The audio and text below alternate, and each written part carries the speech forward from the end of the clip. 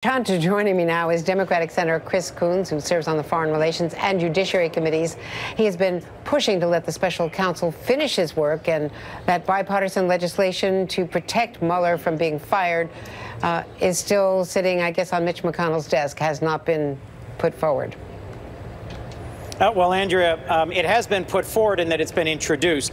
My co-sponsor, Senator Thom Tillis, and I are both pressing for Chairman Grassley to take it up in a markup in the Judiciary Committee and for then Majority Leader McConnell to give it time on the floor. But let me be clear. In answer to the question, why don't I just fire Bob Mueller, what the president should have said is because existing Department of Justice regulations prohibit the firing of the special counsel without cause. There are existing protections against abruptly firing the special counsel. The bill that Senator Tillis and I have introduced would strengthen those protections and make it clearer what the remedy would be, on what timeline, by what judges, that strengthen the existing Department of Justice regulations prohibiting abruptly firing the special counsel without cause. Now, he could do an end run because he could fire Jeff Sessions. He's also hinting at that. And he has every right to fire Jeff Sessions, his attorney general, and nominate someone he thinks he might even get confirmed. Kelly Ayotte has been suggested.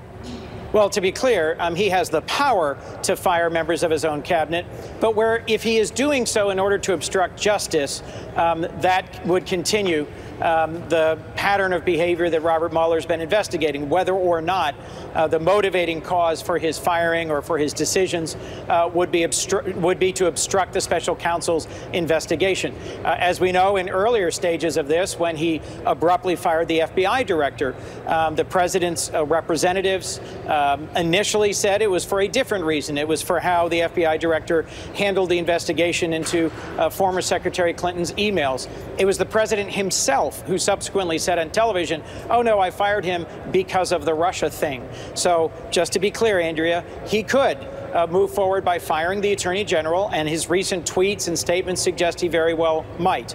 But if he's doing it in order to obstruct the special counsel's investigation, if he's doing it out of his anger at the appropriate legal actions undertaken against his attorney, the execution of a judicially approved warrant in compliance with the rule of law, then frankly, he's flirting with obstructing justice.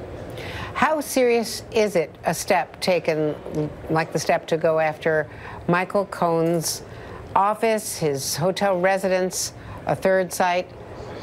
How big a deal is this? Well, because of the centrality, the importance of attorney-client privilege in our legal system, this is an unusual and a significant step. That's how we know that within the Department of Justice, it was reviewed several times by several levels of the Department of Justice, not just the acting U.S. attorney, but all the way up, apparently, according to your reporting, to Rod Rosenstein, the Deputy Attorney General of the United States.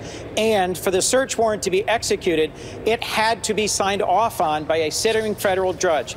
So there had to be probable cause presented to that judge to believe that evidence of a crime or a fraud, which would then abrogate the attorney-client privilege, was presented to the judge in order to justify the execution of a warrant. I want to ask you about Syria in a moment and what might come next, but first, to the Judiciary Committee. You're going to be one of those people, presumably you're on that committee, listening to Mark Zuckerberg today. And yes. Apparently you have found some problems with your own Facebook account? Strikingly, first thing this morning, very early this morning, I got a number of messages from longtime friends who asked if I had a new family because there was a new Facebook page for Chris T. Coons that had my face, but the family of Senator Dan Sullivan and a whole lot of Russian friends. The timing of this was probably not great for Mark Zuckerberg and Facebook. It has subsequently been taken down. But if you think about it, my experience is sadly similar to many Americans. In talking with my staff, my own family, some acquaintances today, I've discovered that lots of people I know have had the same experience of a fake Facebook profile page having been put up, and then that fake page having sent out friend requests to a lot of their circle of friends. I'm going to ask Mark Zuckerberg today whether he really has control of this model that he's built, and the example here where 87 million Americans had their personal information stripped out and shared with Cambridge Analytica, and the role that may have played in the 2016 election. I think this makes for a very important hearing today, Andrea. As far as I know, there's no, that you're not a conservative Republican from Wyoming. Not last I checked, no. And now we have the president canceling a trip to the Summit of the Americas, his first to the region, in the midst of this growing border dispute with Mexico.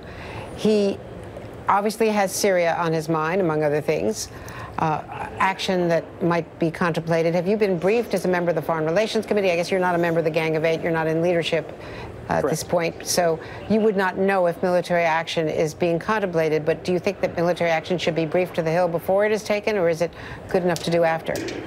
Well, more broadly, Andrea, the only thing worse than a bad plan is no plan.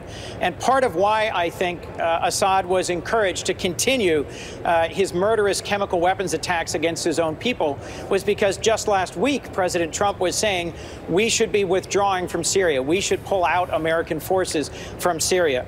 Despite a bipartisan effort to request of the administration a plan for how to deal with Iran and Iran's aggressive behavior in the region, including in Syria, we don't have a clear plan from the administration.